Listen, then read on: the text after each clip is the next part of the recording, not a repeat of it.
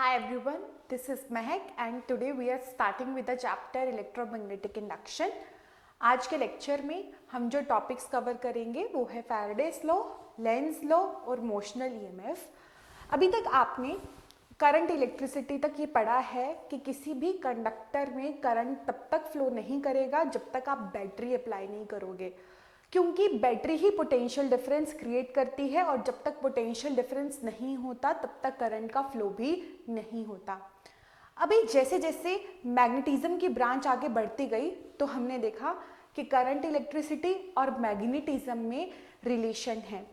हम मैग्नेटिज्म की हेल्प से इलेक्ट्रिसिटी कंडक्ट करवा सकते हैं और सबसे पहले ये ऑब्जर्व किया फैराडेज ने, एक्सीडेंटली ही सही पर उन्होंने ऑब्जर्व किया कि ये एक रिंग है और इस रिंग के अगर आप मैग्नेट पास लेकर जाओ तो इसमें करंट आता है, अगर आप इसे दूर लेकर जाओ तब भी करंट आता है, अगर आप इसको रोक दो तो करंट भी रुक जाता है, अगर आप इसको तेज तेज लेकर जाओ फिर तेज वापस लेकर जाओ तो करंट कंपैरेटिवली ज्यादा आता है।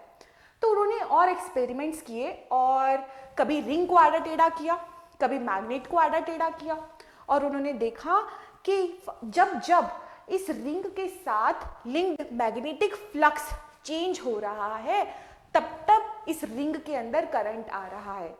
तो करंट कारण नहीं है, फ्लक्स कारण नहीं है करंट के लिए, कारण है चेंज ऑफ फ्लक्स।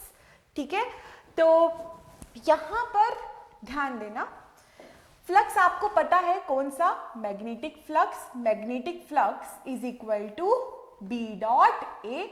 इसके बारे में हमने लास्ट लेक्चर्स में कवर किया है, अगर आपने वो नहीं देखा तो प्लीज देखना।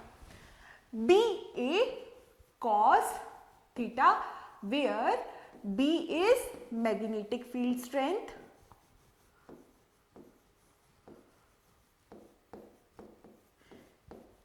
Magnetic field strength, A is area linked with magnetic flux,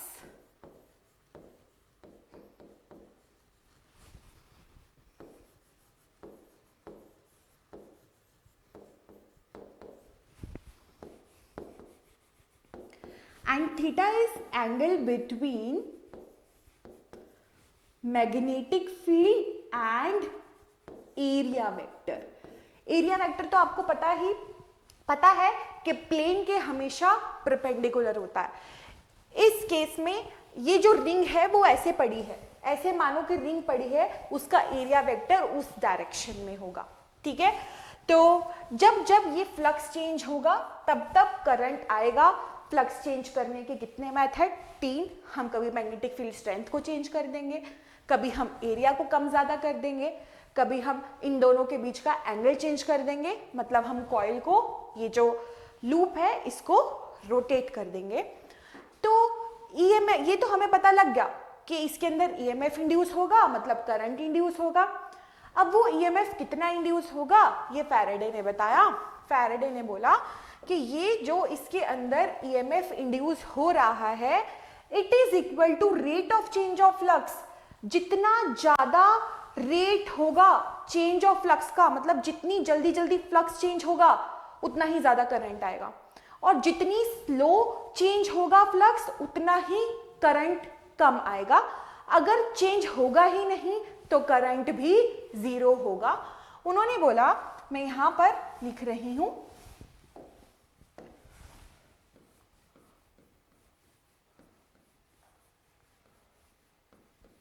Faraday's law,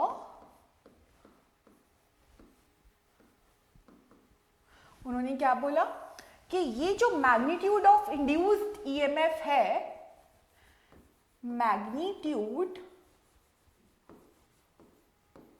of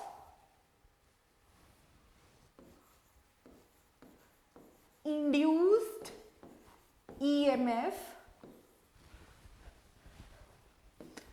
is equal to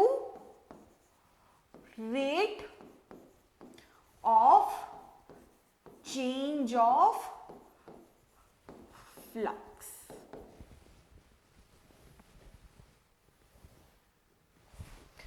तो इसको हम लिखेंगे induced EMF is equal to d phi by d t. ये हमें बताया फैराडेस ने, बहुत इंपॉर्टेंट लॉ है। इन्होंने डायरेक्शन का जिक्र नहीं किया, इन्होंने नहीं बताया कि किस डायरेक्शन में करंट इंड्यूस होगा या फिर किस डायरेक्शन में ईएमएफ इंड्यूस होगी। अब इसी पे बेस्ड हम एक क्वेश्चन करते हैं। देखो ये एक क्वेश्चन है जिसके अंदर ये मैग्नेटिक फील्ड है।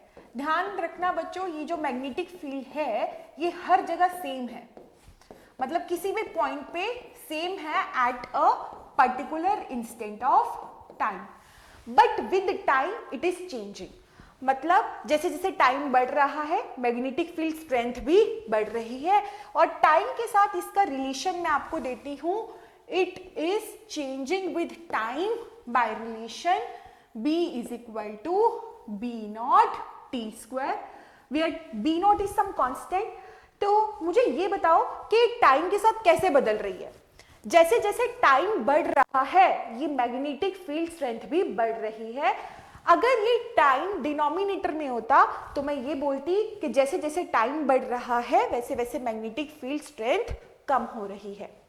अब मैंने यहां पर एक लूप लगाया है, ये लूप है कंडक्टिंग लूप, ठीक है, और इसका रेडियस है स्मॉल ए और एरिया को आप लोग कैपिटल ए, ये इसका स्मॉल ए रेडियस है। अब आपको पता है कि ये मैग्नेटिक फील्ड स्ट्रेंथ तो चेंज हो रही है, ये कॉइल रोटेटिंग नहीं है, ये मूव नहीं कर रही, तो एरिया पहले जितना था किसी टाइम पे, किसी जनरल टाइम पे भी एरिया उतना ही लिंक्ड होगा मैग्नेटिक फ्लक्स के साथ। इन दोनों के बीच में एंगल भी चेंज नहीं हो रहा क्योंकि ये स्टेशनरी कॉपर रिंग है, मतलब मेटल है, ठीक है। तो अब तो पक्का पता है अगर मैग्नेटिक फील्ड चेंज हो रही है तो इसके अंदर फ्लक्स भी चेंज हो रहा है, और अगर फ्लक्स चेंज हो रहा है तो ईएमएफ इंड्यूस हो रही है। कितनी ईएमएफ इंड्यूस हो रही है वो तो हमें फैराडे ने बताया ही है। ये फैराडेस लॉ से हमें पता है कि EMF induced is equal to d phi by d t. यहां पर आप फाई की वैल्यू पुट करो, it is equal to B A cos theta. Area तो कांस्टेंट है, it is not changing with the time, तो हम डिफरेंशिएशन से इसको बाहर कर देंगे। एंगल भी चेंज नहीं हो रहा है, एंगल जीरो ही है, मैग्नेटिक फील्ड की डायरेक्शन अंदर है, एरिया वेक्टर की डायरेक्शन भी अंदर है।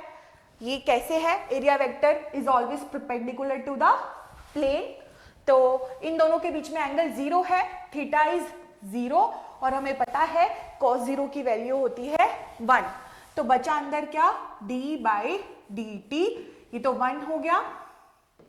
ये बचा सिर्फ b क्या दे रखा है, b नॉट टी स्क्वायर। आपको पता है कि बी नोट तो कांस्टेंट है, ये बाहर आ जाएगा, और टी स्क्वायर का डिफरेंशिएशन कितना होगा, 2t, इसका डिफरेंशिएशन होगा 2t, तो ईएमएफ इंड्यूस कितनी आई, ए बी नॉट 2t। अब अगर मैंने आपको ये भी बोला होता कि इसकी रेजिस्टेंस है R, जरा बताओ करंट कितना होगा, तो करंट तो पक्का क्या होगा, I is equal to E by R। तो कभी भी आपसे मैग्नीट्यूड की बात करें, क्लोज्ड रिंग है, उसके साथ एसोसिएटेड मैग्नेटिक फ्लक्स चेंज हो रहा है, तो ईएमएफ निकालना है, करंट निकालना है, यूज फैराडे लॉ, ठीक है, ये इतना इजी है। अब हमने मैग्नीट्यूड की बात तो कर ली, अब हमें बात करनी है डायरेक्शन की, कि ठीक है करंट फ्लो हो रहा है, नो डाउट, अब जरा ये भी बता दो कि करंट किस डायरेक्शन में फ्लो हो रहा है, तो आंसर है कि ये करंट इस तरह से फ्लो होगा कि ये चेंज ऑफ फ्लक्स को हमेशा अपोज करेगा, चेंज ऑफ फ्लक्स को हमेशा अपोज करेगा। और ये जो लॉ दिया था हमें दिया था लेंज ने, इसीलिए हम इसको क्या बोलते हैं, लेंज लॉ, ठीक है। तो लेंज ने क्या बोला कि ये फ्लक्स, एक सेकेंड, इन्होंने बोला कि EMF is induced in such a way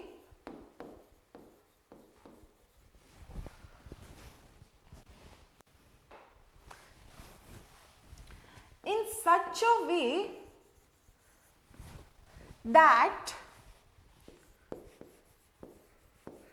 it always opposes the change of flux। यहां पर ना ये चेंज वर्ड बड़ा जरूरी है, ये चेंज वर्ड बहुत जरूरी है। इसका मतलब क्या है, मैं इसको आपको क्वेश्चन की फॉर्म में बताती हूं। देखो, ये अगेन एक मैग्नेटिक फील्ड है और ये मैग्नेटिक फील्ड टाइम के साथ बढ़ रही है। ये मैग्नेटिक फील्ड टाइम के साथ बढ़ रही है। मैंने यहां पर एक लूप ड्रॉ किया है, ये ऐसे। आपको पता है कि अगर मैग्नेटिक फील्ड बढ़ रही है तो इसके साथ लिंक मैग्नेटिक फ्लक्स चेंज हो रहा है, तो इसके अंदर करंट आएगा। अब ये जो करंट ये इंड्यूस करेगा, ये जो लूप करंट इंड्यूस करेगा, इसमें जो करंट इंड्यूस होगा वो हमेशा चेंज ऑफ फ्लक्स को अपोज करेगा। मतलब अगर चेंज है इंक्रीज तो उसको क्या करेगा, डिक्रीज। अगर चेंज है डिक्रीज तो ये उसको क्या करेगा, इंक्रीज। मैंने आपको बोला कि magnetic field is increasing with time, तो चेंज कैसा है, इंक्रीज। भाई मैग्नेटिक फील्ड चेंज बढ़ रही है तो फ्लक्स भी तो बढ़ रहा है, तो फ्लक्स कैसा चेंज कर रहा है, इंक्रीज कर रहा है। अब ये इसमें करंट ऐसे लाएगा कि ये मैग्नेटिक फ्लक्स डिक्रीज हो जाए। तो आपको पता है एरिया वेक्टर से कि अगर आपको ये एक 10 न्यूटन फोर्स कोई लगा रहा है, अगर आपको और जोर लगाना है, आपको इस फोर्स को बढ़ाना है, तो आपको इसी की डायरेक्शन में फोर्स लगाना पड़ेगा। अगर आपको ये फोर्स कम करना है तो आपको इसके अपोजिट डायरेक्शन में फोर्स देना पड़ेगा, तो आप इसकी अपोजिट डायरेक्शन में ये फोर्स दोगे।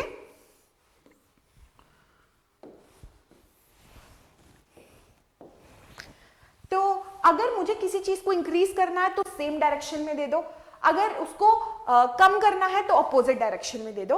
अब यहां पर मैग्नेटिक फ्लक्स अंदर की तरफ बढ़ रहा है, मुझे उसको कम करना है, तो अगर इस करंट को उसको कम करना है तो मैग्नेटिक फील्ड इसको बाहर की तरफ देनी पड़ेगी, और अगर इसे मैग्नेटिक फील्ड बाहर की तरफ देनी पड़ेगी तो इसके अंदर करंट क्या आना चाहिए, एंटी क्लॉकवाइज। कैसा करंट, एंटी क्लॉकवाइज। अगर मैं आपको ये बोलती कि ये मैग्नेटिक फील्ड टाइम के साथ डिक्रीज हो रही है, अगर ये टाइम के साथ डिक्रीज हो रही है तो चेंज कैसा है, डिक्रीज। आपको क्या करना है, इंक्रीज। इस करंट को क्या करना है, इंक्रीज। और वो इंक्रीज कैसे करता, इसी के डायरेक्शन में अपनी मैग्नेटिक फील्ड बनाता। तो अगर इसी डायरेक्शन में मैग्नेटिक फील्ड बनाता तो करंट कैसा आता, क्लॉकवाइज। तो अब जरा मुझे इस क्वेश्चन का आंसर दो। मुझे इस क्वेश्चन का आंसर दो कि ये यहां पर मैग्नेटिक फील्ड पड़ी है, ये मैग्नेटिक फील्ड है, हमने लगाई external magnetic field,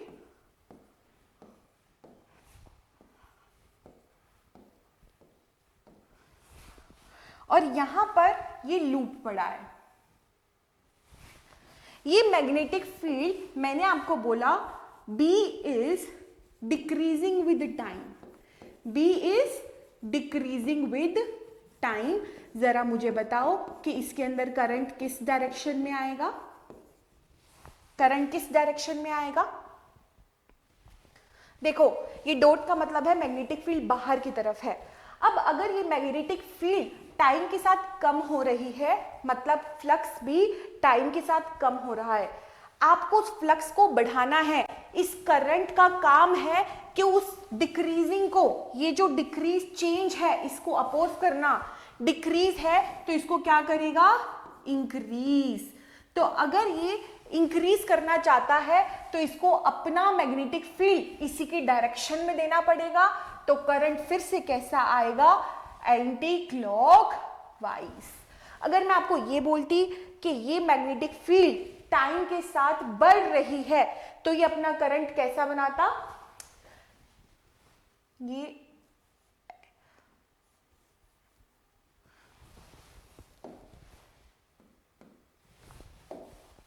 anti clockwise था ना, तो ऐसे होना चाहिए था।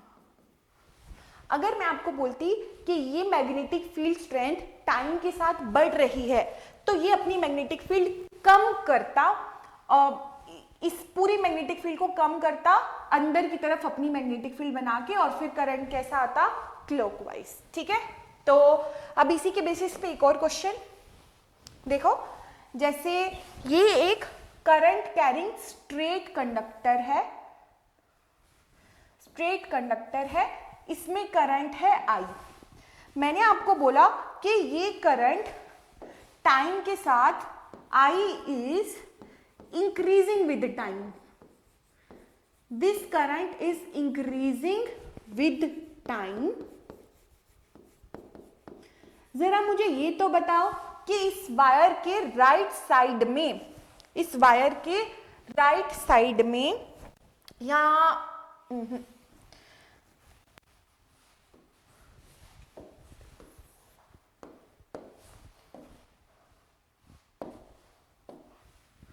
इस वायर के राइट साइड में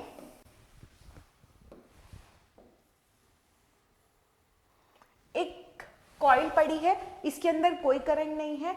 तो पहला क्वेश्चन तो मेरा यही है कि इसके अंदर जो करंट इंक्रीज हो रहा है, क्या इसके कारण इसके अंदर करंट इंड्यूस होगा, और अगर होगा तो किस डायरेक्शन में होगा, बताओ जरा।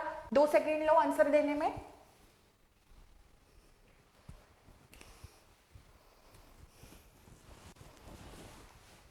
देखो बच्चों, हमने ना लास्ट जो है क्लासेस में पढ़ा है कि एक स्ट्रेट करंट कैरिंग कंडक्टर की वजह से मैग्नेटिक फील्ड जो होती है वो डिपेंड करती है कि उसका करंट कितना है, उस वायर में करंट कितना है।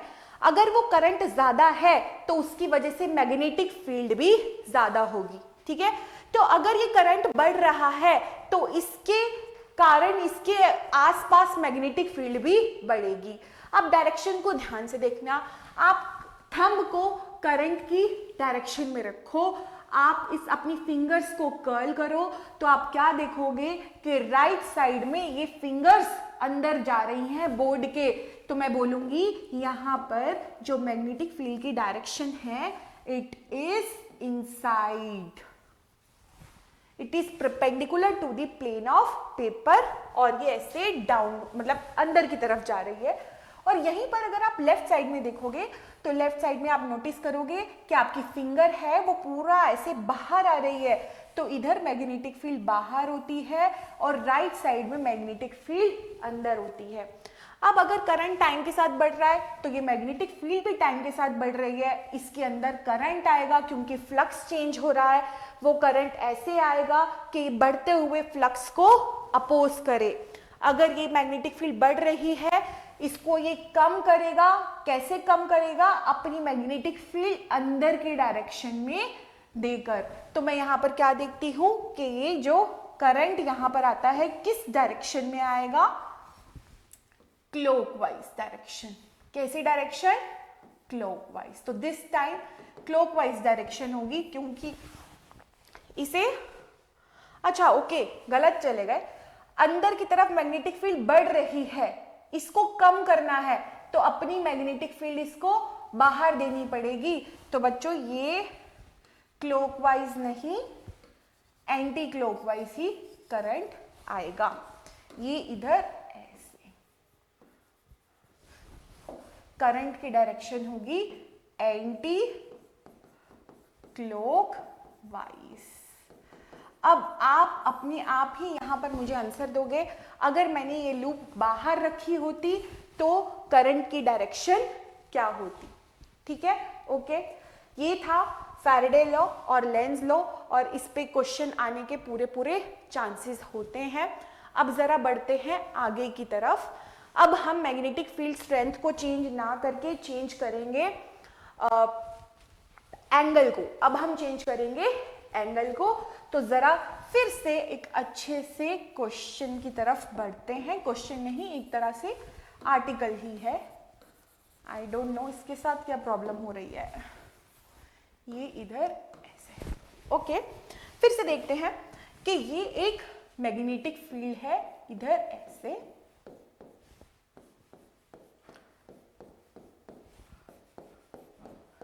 ये थोड़ी कलरफुल मैग्नेटिक फील्ड है, ठीक है। और ये लूप है,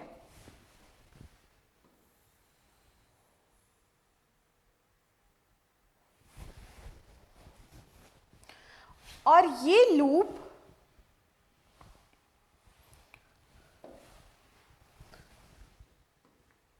रोटेट हो रही है अपनी इस डायमीटर वाली एक्सिस के अबाउट। मतलब मेरा हाथ मानो लूप है और ये ऐसे इसके अबाउट ऐसे ऐसे रोटेट हो रहा है, ये रोटेट हो रही है। मैग्नेटिक फील्ड स्ट्रेंथ बच्चों अभी भी कांस्टेंट है, मैग्नेटिक फील्ड स्ट्रेंथ कांस्टेंट है, एरिया भी कांस्टेंट है। मतलब एरिया जो जितना पहले था मैग्नेटिक फ्लक्स के साथ लिंक्ड उतना ही है। तो चेंज क्या हो रहा है? एंगल। और अगर एंगल चेंज हो रहा है तो आपको पता है फ्लक्स भी चेंज हो रहा है, और फ्लक्स चेंज के कारण मैग्नेटिक फ्लक्स भी मैग्नेटिक फ्लक्स के चेंज के कारण इसके अंदर ईएमएफ आएगी। तो अब मुझे जरा बताओ कितनी ईएमएफ इसके अंदर इंड्यूस होगी। तो अभी तक हमने पढ़ा है फैराडे लॉ, और फैराडेस लॉ से हमें पता है E is equal to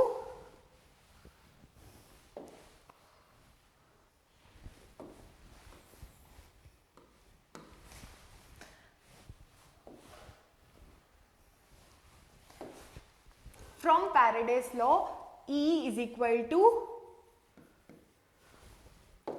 d phi by dt.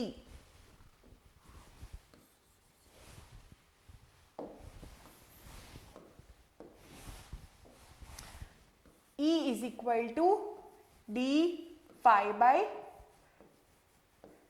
dt, और phi हमें पता है क्या होता है, it is equal to b a cos theta. एक और चीज समझना, ये ऐसे रोटेट हो रहा है एंगुलर वेलोसिटी ओमेगा से। ये जो ओमेगा है ये कांस्टेंट है, ये मैंने आपको ऑलरेडी क्वेश्चन में गिवन रखा है कि ये जो ओमेगा है इसकी वैल्यू है, मतलब ये हमेशा कांस्टेंट है, ठीक है। तो अब जरा बताओ ईएमएफ कितनी इंड्यूस होगी। देखो मैग्नेटिक फील्ड तो कांस्टेंट है, तो इसको तो बाहर ले आओ डिफरेंशिएशन के। एरिया भी कांस्टेंट है, इसको भी बाहर लेकर आओ। अंदर क्या बचा? d अपॉन में dt cos थीटा। अब आपको पता है कि अगर ओमेगा कांस्टेंट है तो किसी भी जनरल टाइम t पर ये कितना डिस्प्लेस हो गया होगा, वो क्या होगा? थीटा। और थीटा किसके इक्वल होगा? ओमेगा t के इक्वल। थीटा किसके इक्वल होगा? ओमेगा t के equal. Theta is displacement at any general time t, ठीक है। तो यहां पर ये होगा बी ए। अब इसका डिफरेंशिएशन देखो, यहां पर आपकी मर्जी, आप साइन लो ना लो। मैं यहां पर साइन लेना चाहूंगी तो मैं यहां पे माइनस लगा देती हूँ, माइनस, और इधर भी माइनस और इधर भी माइनस, ठीक है। तो यहां पर जब मैं इसको डिफरेंशिएट करूंगी तो इधर आएगा cos omega T. Cos omega T का डिफरेंशिएशन आपको पता है बच्चों, माइनस साइन ओमेगा टी होगा, वहां का माइनस और ये वाला माइनस प्लस हो जाएगा, तो it will be equal to B A sine omega t. अब आप लोग ना इसको डिफरेंशिएट करना भूल जाते हो। ये एंगल में थीटा ओमेगा कांस्टेंट है और टाइम एक वेरिएबल है, अंदर वाले पार्ट का भी डिफरेंशिएशन करना है। इसका डिफरेंशिएशन करोगे तो क्या आएगा? ओमेगा। तो आंसर आएगा E is equal to B A, omega जो कांस्टेंट उधर से आया था, साइन ओमेगा टी। ध्यान रखना कि आपने यहां पर ओमेगा कांस्टेंट लिया था, ओमेगा कांस्टेंट लिया था। तो this is EMF induced in the rotating coil. किसी भी जनरल टाइम t पर आप इसके अंदर इंड्यूस्ड ईएमएफ बता सकते हो। अगर मैं आपको ये बोलूं कि इसके पूरी रोटेशन का टाइम कैपिटल T है, इसकी पूरी रोटेशन का टाइम है कैपिटल T, तो मुझे जरा ये बताओ कि किसी भी general time t is equal to T/4 पे क्या ईएमएफ होगी। तो आप इसमें वैल्यू पुट करोगे, आपको पता है ओमेगा क्या होता है 2π/T। आप इसमें वैल्यू पुट करो, E is equal to BA omega sine 2π/T into small t is the instantaneous value of time, कि जिस टाइम पे आपको ईएमएफ निकालनी है ये वो टाइम है, कैपिटल T टाइम है, जब ये पूरी एक रोटेशन कंप्लीट कर लेता है। तो इट इज इक्वल टू, मैंने किस टाइम पे पूछा था, T/4, instantaneous time is this. तो ये वैल्यू क्या आ जाएगी 1 और ये वैल्यू हो जाएगी 2। तो it is equal to BA omega sine π/2, और साइन π/2 तो आपको पता है क्या होता है 90 डिग्री, और साइन 90 इज 1। तो इस टाइम इसमें ईएमएफ कितनी होगी BA ओमेगा ये। ओके, मेन इक्वेशन आपके पास ये थी। ध्यान से बच्चों, ये इक्वेशन आपने पहले कहीं पढ़ रखी है, याद करो। ये इक्वेशन आपने पढ़ी है एसएचएम में। आपको पता है कि ये साइन ओमेगा टी एक हार्मोनिक फंक्शन है, मतलब एक पर्टिकुलर टाइम पे ये अपनी सारी वैल्यूज रिपीट करता है। टाइम 0 पे इसकी वैल्यू 0 होगी, और फिर कुछ पूरे कैपिटल T टाइम बाद इसकी वैल्यू फिर से 0 हो जाएगी। जैसे साइन 0 की वैल्यू 0, साइन 180 की वैल्यू 0, तो एक पर्टिकुलर टाइम के बाद अपने आप को रिपीट किया ना, वैसे ही ये ईएमएफ जो है वो हार्मोनिक फंक्शन से हम रिप्रेजेंट कर रहे हैं, मतलब कि ये ईएमएफ भी एसएचएम करेगी बिल्कुल वैसे ही जैसे एक पार्टिकल एसएचएम करता है।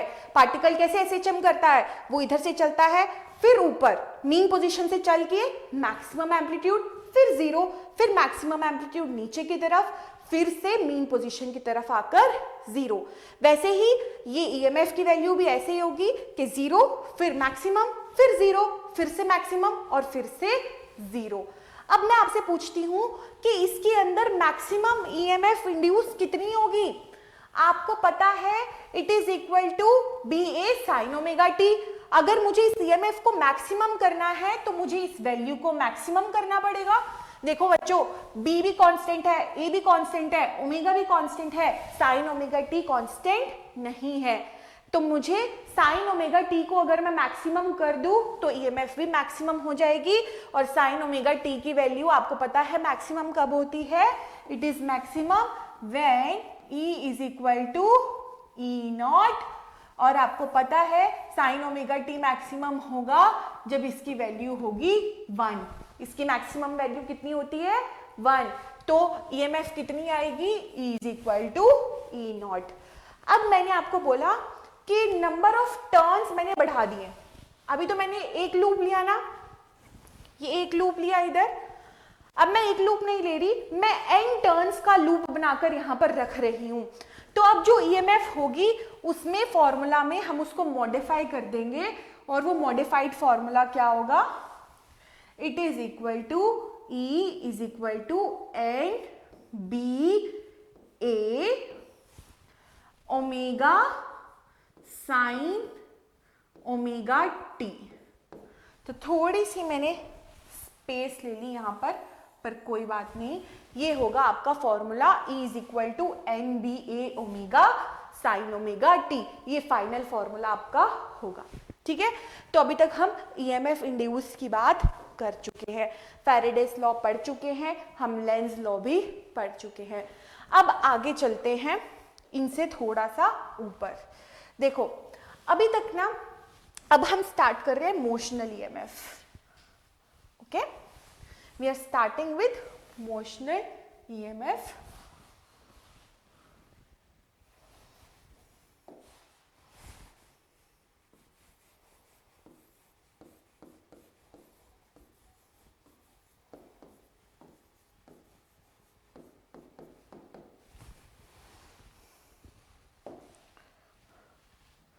देखो हमने ना जो फैराडेज लॉ पढ़ा उसमें हमने ये पढ़ा है कि अगर किसी क्लोज लूप के साथ मैग्नेटिक फ्लक्स चेंज होता है तो हम बोलते हैं उसमें करंट आता है। वहां पे ना हमने क्लोज्ड लूप की बात करी है। किसकी बात करी है? क्लोज्ड लूप की।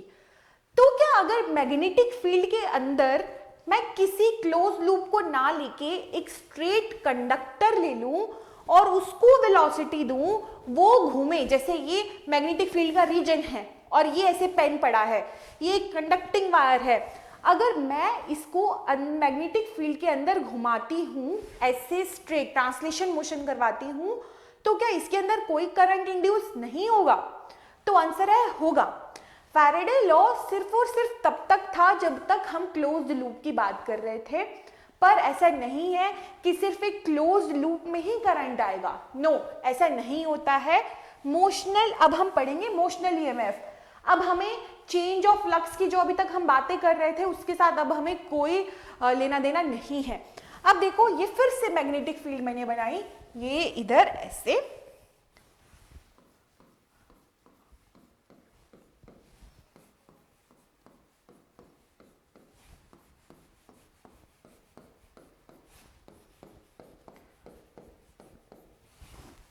और यहां पर एक स्ट्रेट कंडक्टर पड़ा है, ये ऐसे।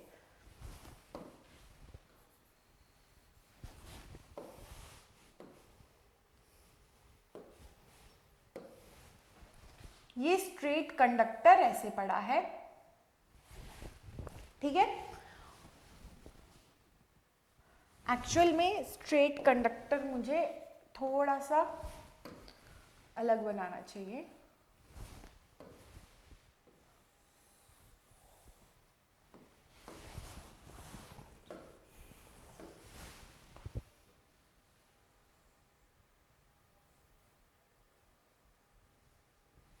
ये ऐसे एक कंडक्टर पड़ा है, दिख रहा है? ये नहीं दिख रहा है,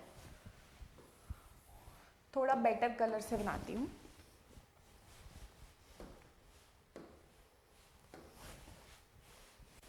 ओके,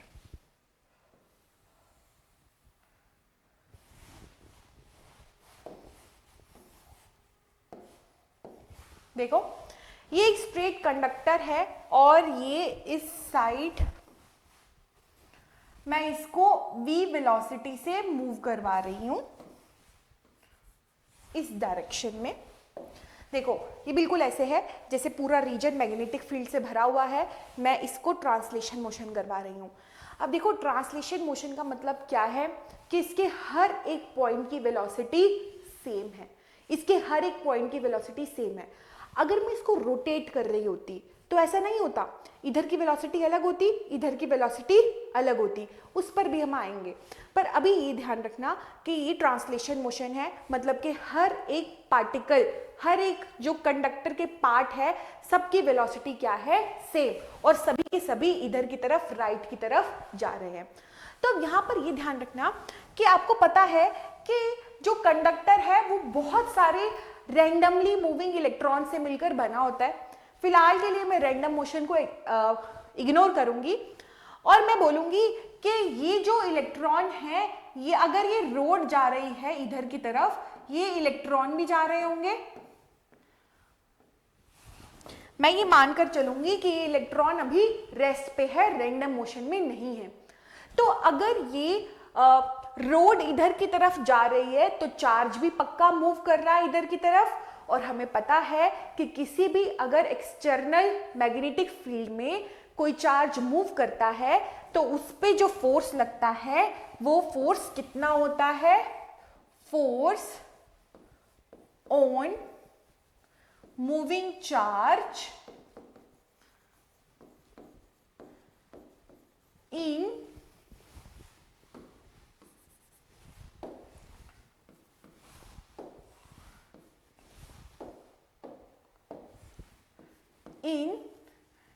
एक्सटर्नल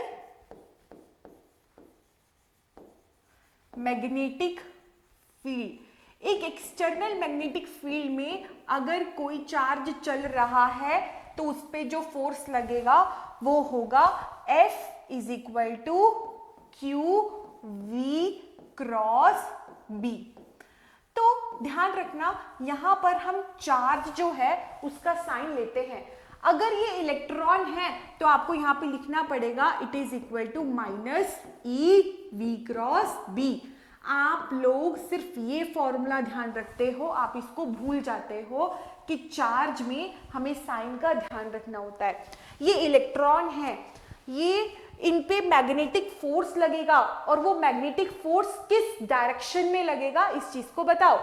ये आपको पता है कि क्रॉस प्रोडक्ट है और क्रॉस प्रोडक्ट के लिए हम एक ही रूल फॉलो करते हैं, राइट हैंड रूल। वेलोसिटी बच्चों इस तरफ है तो मैग्नेटिक फील्ड अंदर की तरफ है, तो वेलोसिटी को इधर फिंगर्स रखो पहले वाले वेक्टर की तरफ, ये रखी फिंगर्स, इसको मैग्नेटिक फील्ड की तरफ मोड़ लो तो ये जो डायरेक्शन देगा ना थंब, ये डायरेक्शन देगा फोर्स की।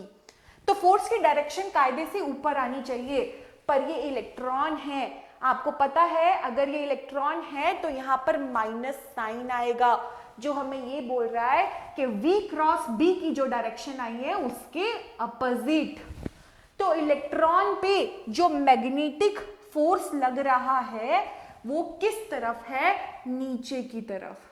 ये नीचे की तरफ फोर्स है, force due to magnetic field और चार्ज, ये फोर्स है। मैं इसको ना यहाँ पे आपको कंफ्यूजन ना हो जाए, मैं यहाँ पे इसको लिख ही नहीं रही हूं, आप सिंपल समझो कि नीचे की तरफ फोर्स लगेगा, ठीक है। यहाँ पे थोड़ा सा लिख देती हूं, इधर ऐसे फोर्स नीचे की तरफ। तो अगर इलेक्ट्रॉन को नीचे की तरफ मैग्नेटिक फील्ड भेज रही है तो सभी मोस्टली इलेक्ट्रॉन्स यहां पर इकट्ठा होना स्टार्ट हो जाएंगे, और अगर इलेक्ट्रॉन्स यहां पर इकट्ठा होना स्टार्ट हो जाएंगे तो यहां ऊपर क्या आ जाएगा, पॉजिटिव चार्ज। ये पॉजिटिव चार्ज बहुत सारा इधर इकट्ठा हो जाएगा। तो बच्चों अगर इलेक्ट्रॉन नीचे आ रहे हैं, पॉजिटिव चार्ज ऊपर जा रहा है, ऐसा नहीं है कि सभी इलेक्ट्रॉन नीचे आ गए और पॉजिटिव चार्ज ऊपर रह गया, ऐसा नहीं है, इलेक्ट्रॉन्स इसमें अभी भी हैं। अब सुनो होगा क्या, ये इलेक्ट्रॉन की ड्रिफ्टिंग के दौरान जब यहां पर कुछ इलेक्ट्रॉन्स आ जाएंगे, यहां पर पॉजिटिव चार्ज आ जाएगा, तो आपने इलेक्ट्रोस्टैटिक्स में पढ़ा है कि यहां पर पक्का इलेक्ट्रिक फील्ड डेवलप होगी, और वो इलेक्ट्रिक फील्ड की डायरेक्शन आपको पता है, it is always from high to low, मतलब पॉजिटिव चार्ज से हमेशा नेगेटिव चार्ज की तरफ। तो अब मुझे ये बताओ, मैंने तुमसे पूछा कि एक कंडक्टर है, वो एक्सटर्नल मैग्नेटिक फील्ड में ट्रांसलेशन मोशन कर रहा है, स्ट्रेट कंडक्टर है, जरा बताओ उसके अंदर इलेक्ट्रिक फील्ड किस डायरेक्शन में आएगी।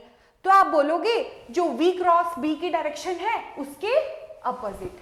V क्रॉस B की डायरेक्शन ऊपर थी ना, तो उसके अपोजिट इलेक्ट्रिक फील्ड की डायरेक्शन है।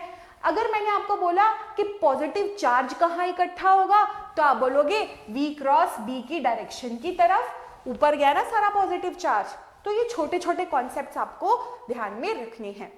अब सुनो, एक टाइम अब इलेक्ट्रिक फील्ड भी आ गई, मैग्नेटिक फोर्स तो इलेक्ट्रॉन्स के पास लग ही रहा था, अब तो इलेक्ट्रिक फील्ड भी आ गई। जो बचे हुए इलेक्ट्रॉन हैं उस पे सिर्फ मैग्नेटिक फोर्स नहीं लगेगा, उस पे इलेक्ट्रिक फोर्स भी लगेगा, ये इलेक्ट्रिक फील्ड की वजह से भी फोर्स लगेगा। और एक टाइम आएगा जब दोनों फोर्सेस इक्वल हो जाएंगे, जब दोनों फोर्सेस इक्वल हो जाएंगे तब क्या होगा, ये इलेक्ट्रॉन मूव करना ही बंद कर देगा। देखो मैग्नेटिक फोर्स ऑन इलेक्ट्रॉन ये डाउनवर्ड डायरेक्शन में है, और इलेक्ट्रिक फील्ड की वजह से जो इलेक्ट्रॉन पे फोर्स लगेगा it is always opposite to the direction of electric field. अगर मैग्नेटिक फोर्स नीचे है तो इलेक्ट्रिक फील्ड की डायरेक्शन भी नीचे है, इलेक्ट्रिक फील्ड की वजह से force is always opposite to the direction of electric field. तो ये फोर्स इलेक्ट्रॉन पे ऊपर की तरफ लगेगा। एक टाइम पे ये दोनों एक दूसरे को क्या करेंगे, बैलेंस, उस टाइम पे ये इलेक्ट्रॉन नीचे जाने अब बंद हो जाएंगे, ठीक है। तो यहां पर एक टाइम जब आएगा ये दोनों फोर्सेस इक्वल हो जाएंगे, वो कंडीशन लिखते हैं, ये होगी नेट फोर्स क्या हो जाएगा, जीरो। जब नेट फोर्स जीरो हो जाएगा मतलब कि minus E V cross B and minus E is equal to 0। Force by electric field F is equal to QE होता है ना, तो इलेक्ट्रॉन है तो इसीलिए यहां पर माइनस ई। क्लियर है ये चीज? तो अब ये इधर जाएगा जब, तो V क्रॉस B किसके इक्वल आ जाएगा? इलेक्ट्रिक फील्ड के equal. Minus of V cross B is equal to electric field, मतलब इलेक्ट्रिक फील्ड की डायरेक्शन V क्रॉस B के अपोजिट। आप लोग ना ये फॉर्मूला भूल जाते हो क्योंकि आप इतना यूज नहीं करते हो, तो पर आपको इस फॉर्मूला को ध्यान रखना है क्योंकि कंसेप्चुअल क्वेश्चंस बीच में से ही बनकर आते हैं। ठीक है, अब सुनो, आप इलेक्ट्रोस्टैटिक्स पे दोबारा चलो। अगर इलेक्ट्रिक फील्ड आई है, इलेक्ट्रिक फील्ड डेवलप हुई है, तो पक्का पोटेंशियल डिफरेंस भी डेवलप हुआ होगा। कितना पोटेंशियल डिफरेंस डेवलप हुआ होगा इसका फॉर्मूला तो हमें पता है क्योंकि हमने इलेक्ट्रोस्टैटिक्स पढ़ा है। dV इज इक्वल टू कितना होगा? Minus E dot dl। ये E डॉट dl है। ये जो मैंने पोटेंशियल डिफरेंस निकाला है, ये मैंने रोड के छोटे से पार्ट में कितना पोटेंशियल डिफरेंस क्रिएट हुआ वो निकाला है। It is equal to dV is equal to minus E dot dl। आप इलेक्ट्रिक फील्ड की वैल्यू पुट करो, ये क्या आएगा? माइनस माइनस प्लस हो जाएगा। It is equal to V cross B dot dl। ये आएगा पोटेंशियल डिफरेंस किसी भी छोटे से पार्ट में, कंडक्टर के किसी छोटे से पार्ट का पोटेंशियल डिफरेंस है ये। अब मुझे तो इस पूरी जो कंडक्टर है इसके अंदर कितनी ईएमएफ जनरेट हुई मुझे तो वो निकालना है। तो उसके लिए हमें इंटीग्रेशन पता है कि अगर हमें छोटे से पार्ट की इंफॉर्मेशन है पूरे की निकालनी है तो वी विल यूज इंटीग्रेशन। तो जब मैं इसको इंटीग्रेट करूंगी दोनों साइड से, अब ये चीज ध्यान में रखना, मैंने आपको बोला कि ये ट्रांसलेशन मोशन कर रहा है। ये ट्रांसलेशन मोशन कर रहा है तभी हर एक पार्ट की वेलोसिटी सेम है। अगर ये रोटेट कर रहा होता तो हर एक पार्ट की वेलोसिटी सेम ना होती। तो जब मैं इंटीग्रेट करूंगी, आपको पता है इंटीग्रेशन में हम कांस्टेंट्स को बाहर निकालते हैं, तो ये हम इसको बाहर करेंगे। It will B V cross B, it will B V cross B। और इंटीग्रेशन किसका होगा? dl का। मैं ये स्टेप मिस कर रही हूं क्योंकि मैंने इसको वर्बली एक्सप्लेन कर दिया है। ध्यान रखना, ये V क्रॉस B को मैं बाहर ले लूंगी क्योंकि मैग्नेटिक फील्ड तो कांस्टेंट ही है और वेलोसिटी भी कांस्टेंट है। तो ये dl dl मिलकर, ये सब dl dl मिलकर क्या हो जाएगी? पूरी की पूरी लेंथ। सबको dl dl को इंटीग्रेट कर दिया तो हमारे पास यहां फॉर्मूला आता है ईएमएफ इंड्यूस का। E is equal to V cross B dot, यहां पर डॉट था ध्यान रखना, ये डॉट है, डॉट डॉट dl। ये है EMF induced in a moving conductor in external magnetic field. बच्चों ये तभी फॉर्मूला वैलिड है जब ये ट्रांसलेशन मोशन कर रहा है, मतलब हर एक पार्ट की वेलोसिटी सेम है। तो यहां पर लिख दो use this formula only when V is same everywhere, everywhere। हर जगह अगर इलेक्ट्रिक फील्ड, हर जगह अगर वेलोसिटी सेम है तो यहां पर तो हम ये फॉर्मूला अप्लाई कर सकते हैं, अदरवाइज नहीं। क्लियर है ये चीज? तो ये फॉर्मूला है इलेक्ट्रिक ईएमएफ इंड्यूस का। यहां मैंने पोटेंशियल बोला है, यहां मैंने ईएमएफ बोला, इसमें कंफ्यूज नहीं होना है। फिलहाल के लिए ये दोनों चीजें सेम है। तो आगे से मैंने आपको बोला कि बताओ जरा कि कोई कंडक्टर है, वो ट्रांसलेशन मोशन कर रहा है, उसके अंदर ईएमएफ इंड्यूस कितनी होगी? तो आप बोलोगे V cross B dot L। V cross B dot L। Dot product का ध्यान रखना, सीधा मल्टीप्लाई नहीं करना है, आपको हमेशा वेक्टर में ध्यान रखना है कि स्केलर है या वेक्टर है। यहाँ पर ये डॉट प्रोडक्ट है, मैं इसको फिर भी यहाँ पर थोड़ा सा हाईलाइट कर देती हूँ, ये डॉट प्रोडक्ट है। पहले इन दोनों का क्रॉस प्रोडक्ट, फिर इसका और इसका डॉट प्रोडक्ट। क्लियर है ये चीज? अभी तक किसी को कोई डाउट हो तो आप नीचे कमेंट सेक्शन में बता सकते हो, हम कनेक्ट करने की कोशिश करेंगे। ठीक है, तो ये सब अभी तक किसी को इसमें है कोई डाउट तो देख लो। मोशनल ईएमएफ पढ़ा है,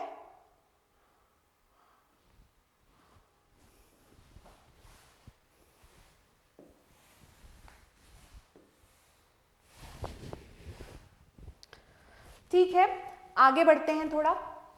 देखो अब ध्यान रखना कि मान लो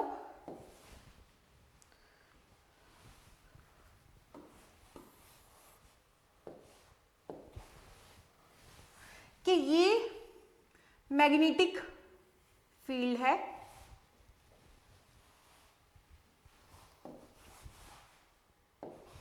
चलो ये देखो,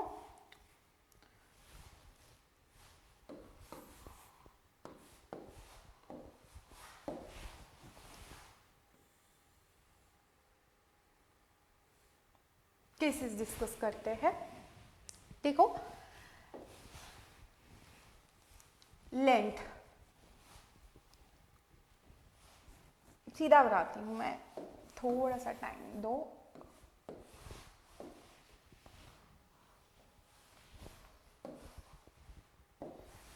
ये ऐसे इधर एक रोड पड़ी है और यहां पर ये एक्सटर्नल मैग्नेटिक फील्ड है। मैं एक्सटर्नल मैग्नेटिक फील्ड ना एक ही बना रही हूं, पूरे रीजन में है ये। ठीक है, ये मैग्नेटिक फील्ड पूरे रीजन में है अंदर की तरफ। ठीक है, मैं आपको बोल रही हूं कि ये जो रोड है ये इस तरफ v वेलोसिटी से मूव कर रहा है, राइट की तरफ v वेलोसिटी से मूव कर रहा है। जरा मुझे बताओ कि इसके अंदर ईएमएफ इंड्यूस कितना होगा? तो आप बोलोगे कि इसके अंदर ईएमएफ इंड्यूस होगा E is equal to V cross B dot L। क्यों मैंने ये फॉर्मूला लगाया? क्योंकि मुझे पता है कि हर एक पार्ट की वेलोसिटी सेम है। ठीक है, अब V क्रॉस B को ध्यान से देखो, V क्रॉस B की डायरेक्शन क्या होगी?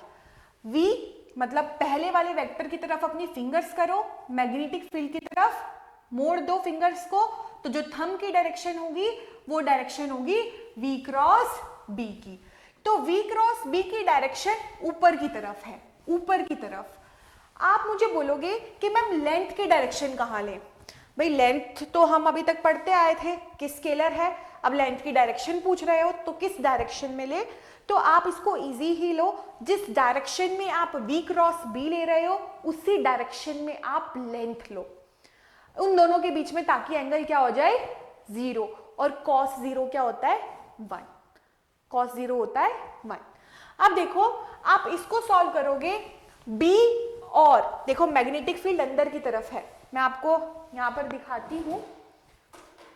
हाँ देखो कुछ ऐसी सिचुएशन है, मैग्नेटिक फील्ड ऐसे अंदर की तरफ है, वेलोसिटी इस तरफ है और लेंथ इस तरफ है। ये तीनों एक दूसरे के क्या है? परपेंडिकुलर। ये तीनों एक दूसरे के परपेंडिकुलर है। ऐसी सिचुएशन अगर आपको मिल जाए जब ये तीनों एक दूसरे के परपेंडिकुलर हो, तो आप सीधा ईएमएफ को लिख सकते हो E is equal to B V L. क्यों? ये दोनों तो एक दूसरे को परपेंडिकुलर थे, तो साइन 90 क्या हो गया? 1। ठीक है, V क्रॉस B और लेंथ के बीच में एंगल कितना था?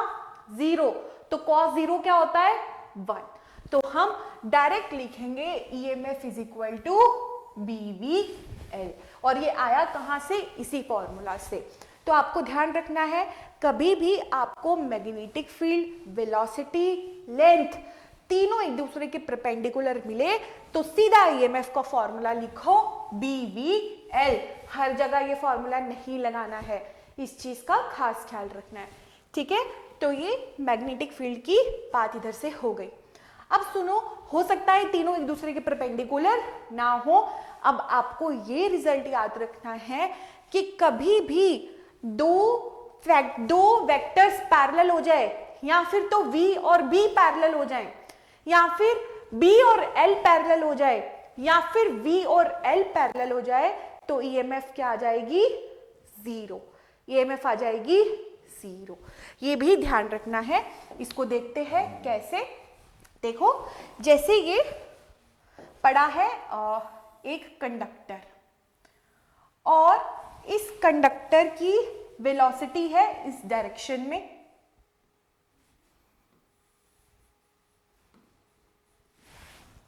मैग्नेटिक फील्ड में अंदर की तरफ ही ले लेती हूं, ठीक है। तो मैग्नेटिक फील्ड ऊपर की तरफ लेती हूं,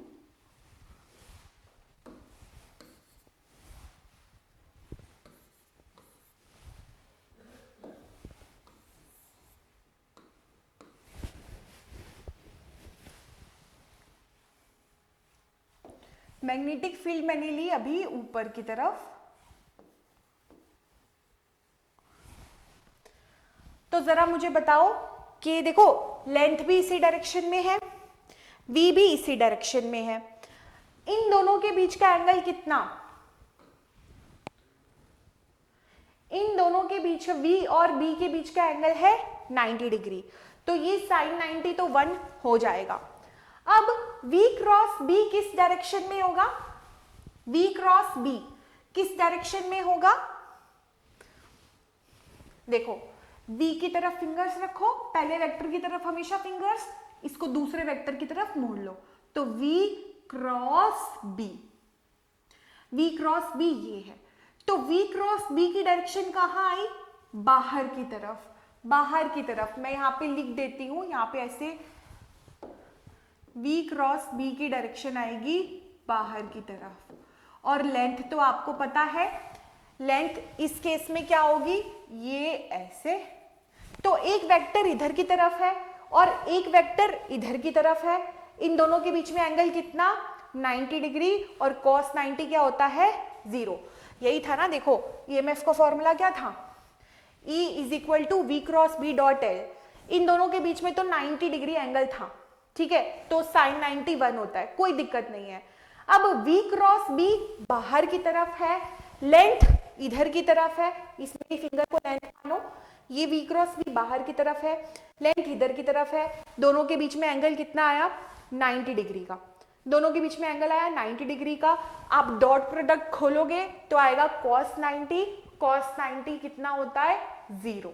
तो EMF आ जाएगी 0। तो इस केस में EMF आएगी 0। यहां से आपको इस रिजल्ट को जनरलाइज कर लेना है, ये मैं यहां पर नोट डाल रही हूं, ये नोट, ठीक है। इसको जरा जनरलाइज करो।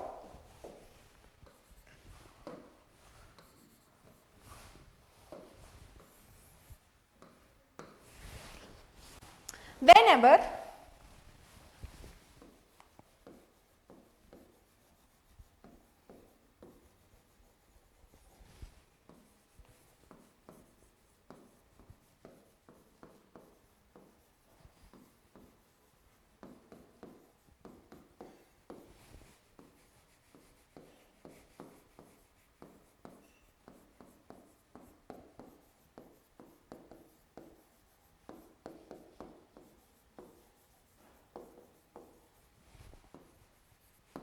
नेट EMF कितनी इंड्यूस होगी? 0। ठीक है बच्चों, यहाँ तक आपको सब कुछ क्लियर हो जाना चाहिए। बहुत अच्छे से हमने हर एक टॉपिक कवर कर लिया है। अब इसी में दोबारा से आओ, इसी टॉपिक में दोबारा से आओ भाई। इसमें सिर्फ EMF करके नहीं छोड़ देना है, आपको बात करनी है फोर्स की भी। किसकी बात करनी है? फोर्स की भी। आपने अपने प्रीवियस चैप्टर में ये चीज पढ़ी है कि किसी भी कंडक्टर में अगर करंट फ्लो कर रहा है और वो एक्सटर्नल मैग्नेटिक फील्ड में है तो उस पे एक मैग्नेटिक फोर्स लगेगा और वो फोर्स क्या होगा, आई, यहां पर एक सेकेंड, थोड़ा सा ना ये पेंसिल में कोई गड़बड़ हो गई है, हाँ, फिर से आपको पता है वो फोर्स कितना होगा, यही केस बनाया था अभी हमने, ये मैग्नेटिक फील्ड थी, ये ऐसे,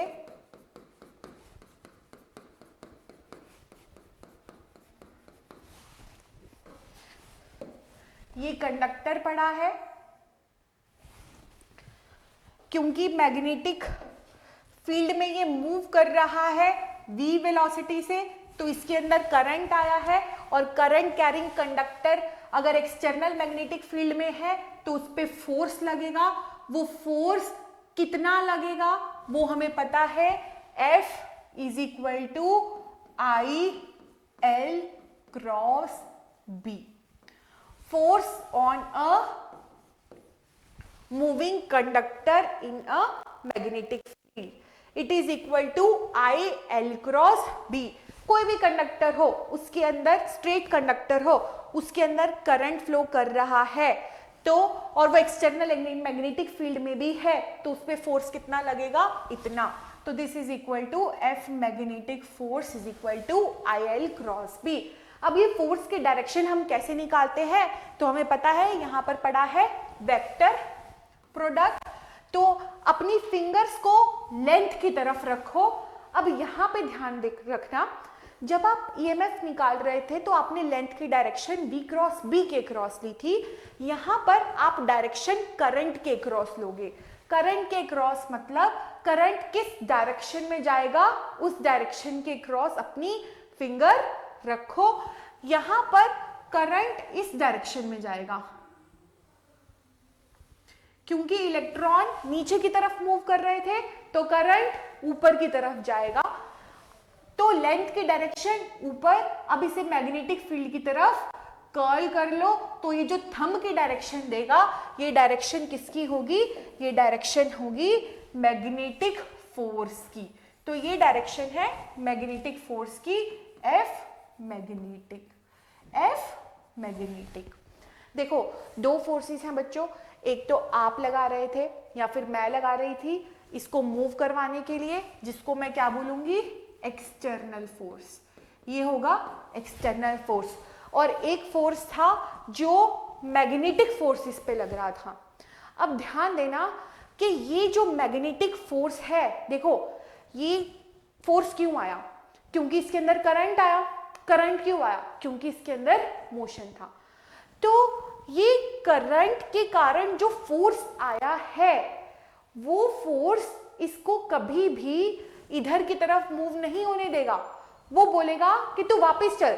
देखो एक्सटर्नल फोर्स इस डायरेक्शन में है, मैग्नेटिक फोर्स उसके अपोजिट है, तो हम ये बात बोल सकते हैं कि एक करंट में, एक कंडक्टर में करंट ऐसे फ्लो होता है कि वो उसके मोशन को अपोज करे।